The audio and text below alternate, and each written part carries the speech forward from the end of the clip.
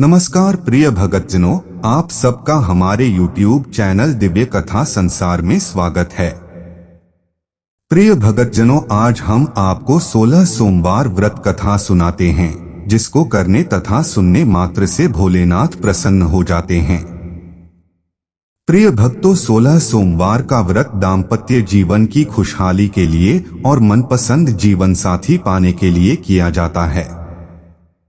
ऐसी मान्यता है कि 16 सोमवार के व्रत का आरंभ श्रावण मास से करें तो यह और भी फलदायी होता है। पौराणिक मान्यताओं में बताया गया है कि 16 सोमवार का व्रत रखने का आरंभ सबसे पहले मां पार्वती ने स्वयं किया था। आज हम आपको इस व्रत को करने के फायदे और व्रत की विधि बताने जा रहे हैं। 16 सोमवार के व्रत की पूजा सामग्री: शिव जी की मूर्ति, भांग, बेलपत्र, जल, धूप, दीप, गंगाजल, धतूरा, इत्र, सफेद चंदन, रोली, अष्टगंध, सफेद वस्त्र, नैवेद्य जिसे आधा सेर गेहूं के आटे को घी में भूनकर गुड़ मिलाकर बना लें। ऐसे लें 16 सोमवार व्रत करने का संकल्प। किसी भी पूजा या व्रत को आरंभ करने के लिए सर्वप्रथम संकल्प करना चाहिए। व्रत के पहले दिन संकल्प किया जाता है। उसके बाद आप नियमित पूजा और व्रत करें।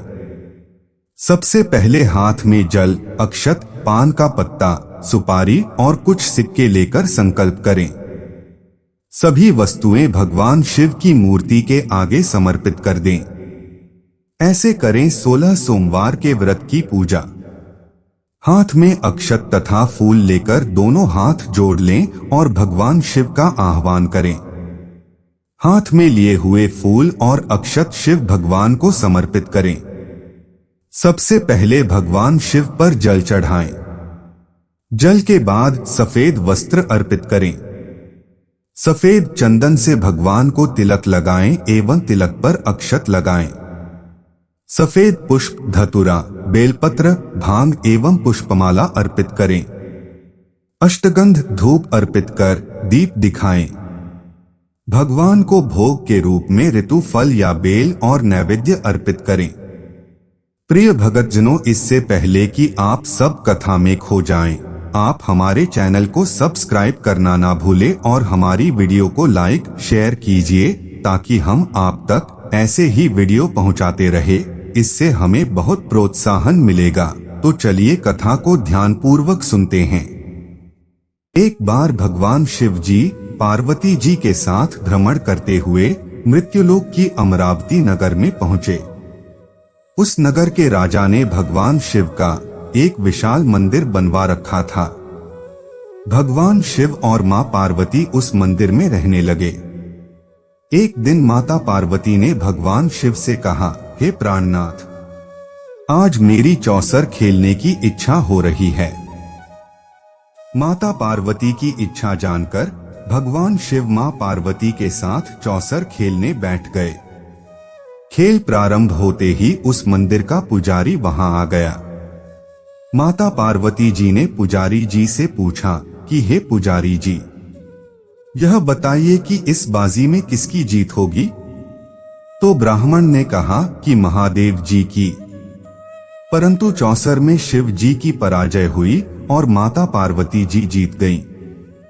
तब ब्राह्मण को उन्होंने झूठ बोलने के अपराध में कोढ़ी होने का श्राप दिया। भगवान शिव और मां पार्वती उस मंदिर से कैलाश पर्वत लौट गए। माता पार्वती जी के श्राप के कारण पुजारी कोढ़ी हो गया। नगर के स्त्री पुरुष उस पुजारी की परछाई से भी दूर दूर रहने लगे। कुछ लोगों ने राजा से पुजारी के कोढ़ी हो जाने की शिकायत की, तो राजा ने किसी पाप के कारण पुजारी के कोढ़ी हो जाने का विचार कर उसे मंदिर से निकलवा दिया। उसकी जगह दूसरे ब्राह्मण को पुजारी बना दिया। कोढ़ी पुजारी मंदिर के बाहर बैठकर भिक्षा मांगने लगा। कई दिनों के पश्चात स्वर्गलोक की कुछ अप्सराएं उस मंदिर में पधारी और उसे भिक्षा मांगते देखकर कारण पूछा। पुजारी ने निसंकोच उन्हें भगवान शिव और पार्वती जी के चौसर खेलने और पार्वती जी के शाप देने की सारी कहानी सुनाई। तब अप्सराओं ने पुजारी से 16 सोमवार का विधिवत व्रत रखने को कहा। पुजारी द्वारा पूजन विधि पूछने पर अप्सराओं ने कहा, सोमवार के दिन सूर्योदय से पहले उठकर स्नानादि से निवृत्त होकर स्वच्छ वस्त्र पहनकर आधा सेर गेहूं का आटा लेकर उसके 3 भाग बनाना। फिर घी का दीपक जलाकर गुड़, नैवेद्य, बेलपत्र, चंदन, अक्षत, फूल, जनेऊ का जोड़ा लेकर प्रदोष काल में भगवान शिव की पूजा अर्चना करना। पूजा के बाद 3 भागों में से 1 भाग भगवान शिव को अर्पण करके 1 आप ग्रहण करें। शेष भाग को भगवान का प्रसाद मानकर वहां उपस्थित स्त्री, पुरुषों और बच्चों को बांट देना। इस तरह व्रत करते हुए जब 16 सोमवार बीत जाए तो 17वें सोमवार को 1 पाव आटे की बाटी बनाकर उसमें घी और गुड़ मिलाकर चूरमा बनाना। फिर भगवान शिव को भोग लगाकर वहां उपस्थित स्त्री, पुरुष और बच्चों को प्रसाद बांट देना। इस तरह 16 सोमवार व्रत करने और व्रत कथा सुनने से भगवान शिव तुम्हारे कोढ़ को नष्ट करके तुम्हारी सभी मनोकामनाएं पूरी कर देंगे। इतना कहकर अप्सराएं स्वर्गलोक को चली गईं। पुजारी ने अप्सराओं के कथनानुसार 16 सोमवार का विधिवत व्रत किया। फलस्वरूप भगवान शिव की अनुकंपा से उसका कोढ़ नष्ट हो गया। राजा ने उसे फिर मंदिर का पुजारी बना दिया। वह मंदिर में भगवान शिव की पूजा करता आनंद से जीवन व्यतीत करने लगा। कुछ दिनों बाद पुन पृथ्वी का भ्रमण करते हुए भगवान शिव और मां पार्वती उस मंदिर में पधारे। स्वस्थ पुजारी को देखकर मां पार्वती ने आश्चर्य से उसके रोग मुक्त होने का कारण पूछा तो पुजारी ने उन्हें 16 सोमवार व्रत करने की सारी कथा सुनाई। पार्वती जी भी व्रत की बात सुनकर बहुत प्रसन्न हुई और उन्होंने पुजारी से इसकी विधि पूछकर स्वयं 16 सोमवार का व्रत प्रारंभ किया। पार्वती जी उन दिनों अपने पुत्र कार्तिकेय के नाराज होकर दूर चले जाने से बहुत चिंतित रहती थीं। वे कार्तिकेय को लौटा कर लाने के अनेक उपाय कर चुकी थीं, लेकिन कार्तिकेय लौटकर उनके पास नहीं आ रहे थे। 16 सोमवार का व्रत करते हुए मां पार्वती ने भगवान शिव से कार्तिकेय के लौटने की मनोकामना की। व्रत समापन के तीसरे दिन सचमुच कार्तिकेय वापस लौट आए। कार्तिकेय ने अपने हृदय परिवर्तन के संबंध में पार्वती जी से पूछा, हे माता, आपने ऐसा कौन सा उपाय किया था जिससे मेरा क्रोध नष्ट हो गया और मैं वापस लौट आया? तब पार्वती जी ने कार्तिकेय को 16 सोमवार के व्रत की कथा कह सुनाई। कार्तिकेय अपने एक ब्राह्मण मित्र ब्रह्मदत्त के परदेश चले जाने से बहुत दुखी थे। उसको वापस लौटाने के लिए कार्तिकेय ने 16 सोमवार का व्रत करते हुए ब्रह्मदत्त के वापस लौट आने की कामना प्रकट की। व्रत के समापन के कुछ दिनों के बाद मित्र लौट आया। ब्राह्मण ने कार्तिकेय से कहा, प्रिय मित्र, तुमने ऐसा कौन सा उपाय किया था जिससे परदेश में मेरे विचार एकदम परिवर्तित हो गए और मैं तुम्हारा स्मरण करते हुए लौट आया? कार्तिकेय ने अपने मित्र को भी 16 सोमवार के व्रत की कथा विधि सुनाई। ब्राह्मण मित्र व्रत के बारे में सुनकर बहुत खुश हुआ और उसने भी व्रत किया। 16 सोमवार व्रत का समापन करने के बाद ब्रह्मदत्त विदेश यात्रा पर निकला। वहां नगर के राजा हर्षवर्धन की बेटी राजकुमारी गुंजन का स्वयंवर हो रहा था। वहां के राजा ने प्रतिज्ञा की थी कि एक हथिनी यह माला जिसके गले में डालेगी वह अपनी पुत्री का विवाह उसी से करेगा। ब्राह्मण भी उत्सुकता वश महल में चला गया। वहां कई राज्यों के राजकुमार बैठे थे। तभी एक सजीदजी हथिनी सूंड में जयमाला लिए वहां आई। हथिनी ने ब्राह्मण के गले में जयमाला डाल दी। फलस्वरूप राजकुमारी का विवाह ब्राह्मण से हो गया। एक दिन उसकी पत्नी ने पूछा, हे प्राणनाथ, आपने कौन सा शुभ कार्य किया था जो उस हथिनी ने राजकुमारों को छोड़कर आपके गले में जयमाला डाल दी? ब्राह्मण ने 16 सोमवार व्रत की विधि बताई। अपने पति से 16 सोमवार का महत्व जानकर राजकुमारी ने पुत्र की इच्छा से 16 सोमवार का व्रत किया। निश्चित समय पर भगवान शिव की अनुकंपा से राजकुमारी के एक सुंदर, सुशील व स्वस्थ पुत्र पैदा हुआ। पुत्र का नामकरण गोपाल के रूप में हुआ। बड़ा होने पर पुत्र गोपाल ने भी मां से एक दिन प्रश्न किया कि मैंने तुम्हारे ही घर में जन्म लिया, इसका क्या कारण है। माता गुंजन ने पुत्र को 16 सोमवार व्रत की जानकारी दी। व्रत का महत्व जानकर गोपाल ने भी व्रत करने का संकल्प किया। गोपाल जब 16 वर्ष का हुआ तो उसने राज्य पाने की इच्छा से 16 सोमवार का विधिवत व्रत किया। व्रत समापन के बाद गोपाल घूमने के लिए समीप के नगर में गया। वहां के वृद्ध राजा ने गोपाल को पसंद किया और बहुत धूमधाम से अपनी पुत्री राजकुमारी मंगला का विवाह गोपाल के साथ कर दिया। 16 सोमवार के व्रत करने से गोपाल महल में पहुंचकर आनंद से रहने लगा। 2 वर्ष बाद वृद्ध राजा का निधन हो गया तो गोपाल को उस नगर का राजा बना दिया गया। इस तरह 16 सोमवार व्रत करने से गोपाल की राज्य पाने की इच्छा पूर्ण हो गई। राजा बनने के बाद भी वह विधिवत 16 सोमवार का व्रत करता रहा। व्रत के समापन पर 17वें सोमवार को गोपाल ने अपनी पत्नी मंगला से कहा कि व्रत की सारी सामग्री लेकर वह समीप के शिव मंदिर में पहुंचे। पति की आज्ञा का उल्लंघन करके सेवकों द्वारा पूजा की सामग्री मंदिर में भेज दी और स्वयं मंदिर नहीं गई। जब राजा ने भगवान शिव की पूजा पूरी की तो आकाशवाणी हुई, हे राजन, तेरी रानी ने 16 सोमवार व्रत का अनादर किया है, सो रानी को महल से निकाल दे, नहीं तो तेरा सब वैभव नष्ट हो जाएगा। आकाशवाणी सुनकर उसने तुरंत महल में पहुंचकर अपने सैनिकों को आदेश दिया कि रानी को दूर किसी नगर में छोड़ आओ। सैनिकों ने राजा की आज्ञा का पालन करते हुए उसे महल से निकाल दिया। रानी भूखी प्यासी उस नगर में भटकने लगी।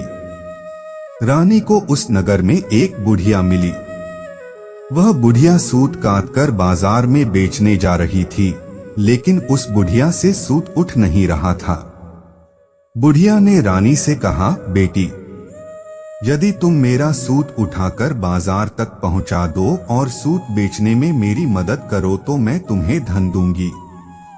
रानी ने बुढ़िया की बात मान ली, लेकिन जैसे ही रानी ने सूत की गठरी को हाथ लगाया तभी जोर की आंधी चली और गठरी खुल जाने से सारा सूत आंधी में उड़ गया। बुढ़िया ने उसे फटकार कर भागा दिया। रानी चलते चलते नगर में एक तेली के घर पहुंची। उस तेली ने तरस खाकर रानी को घर में रहने के लिए कह दिया, लेकिन तभी भगवान शिव के प्रकोप से तेली के तेल से भरे मटके एक एक करके फूटने लगे। तेली ने भी रानी को भागा दिया। भूखी प्यास से व्याकुल रानी वहां से आगे की ओर चल पड़ी। रानी ने एक नदी पर जल पीकर अपनी प्यास शांत करनी चाहिए तो नदी का जल उसके स्पर्श से सूख गया। अपने भाग्य को कोसती हुई रानी आगे चल दी। चलते चलते रानी एक जंगल में पहुंची। उस जंगल में एक तालाब था। उसमें निर्मल जल भरा हुआ था। निर्मल जल देखकर रानी की प्यास तेज हो गई। जल पीने के लगी रानी ने तालाब की सीढ़ियां उतरकर जैसे ही जल को स्पर्श किया तभी उस जल में असंख्य कीड़े उत्पन्न हो गए। रानी ने दुखी होकर उस गंदे जल को पीकर अपनी प्यास शांत की। रानी ने एक पेड़ की छाया में बैठकर कुछ देर आराम करना चाहा तो उस पेड़ के पत्ते पल भर में सूखकर बिखर गए। रानी दूसरे पेड़ के नीचे जाकर बैठी। जिस पेड़ के नीचे बैठती वही सूख जाता। वन और सरोवर की यह दशा देखकर वहां के ग्वाले बहुत हैरान हुए। ग्वाले रानी को समीप के मंदिर में पुजारी जी के पास ले गए। रानी के चेहरे को देखकर ही पुजारी जान गए कि रानी अवश्य किसी बड़े घर की है। भाग्य के कारण दर दर भटक रही है।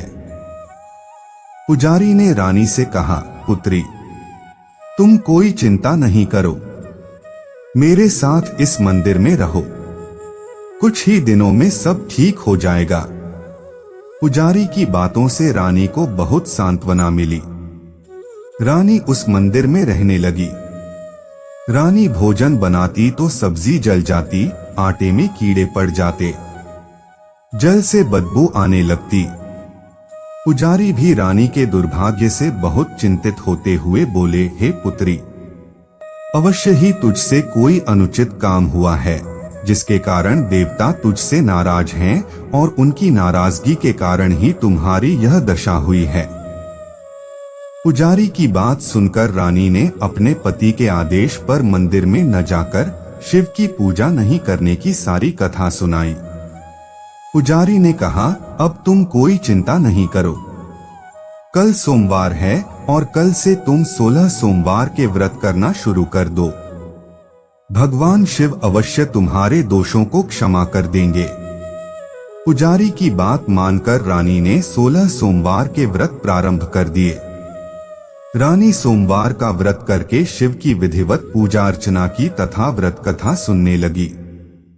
जब रानी ने 17वें सोमवार को विधिवत व्रत का समापन किया तो उधर उसके पति राजा के मन में रानी की याद आई। राजा ने तुरंत अपने सैनिकों को रानी को ढूंढकर लाने के लिए भेजा। रानी को ढूंढते हुए सैनिक मंदिर में पहुंचे और रानी से लौटकर चलने के लिए कहा। पुजारी ने सैनिकों से मना कर दिया और सैनिक निराश होकर लौट गए। उन्होंने लौटकर राजा को सारी बात बताई। राजा स्वयं उस मंदिर में पुजारी के पास पहुंचे और रानी को महल से निकाल देने के कारण पुजारी जी से क्षमा मांगी। पुजारी ने राजा से कहा, यह सब भगवान शिव के प्रकोप के कारण हुआ है। इतना कहकर पुजारी ने रानी को विदा किया। राजा के साथ रानी महल में पहुंची। महल में बहुत खुशियां मनाई गईं। पूरे नगर को सजाया गया। राजा ने ब्राह्मणों को अन्न, वस्त्र और धन का दान दिया। नगर में निर्धनों को वस्त्र बांटे गए। रानी 16 सोमवार का व्रत करते हुए महल में आनंद पूर्वक रहने लगी। भगवान शिव की अनुकंपा से उसके जीवन में सुख ही सुख भर गए। 16 सोमवार के व्रत करने और कथा सुनने से मनुष्य की सभी मनोकामनाएं पूरी होती हैं और जीवन में किसी तरह की कमी नहीं होती है। स्त्री पुरुष आनंद पूर्वक जीवन यापन करते हुए मोक्ष को प्राप्त करते हैं।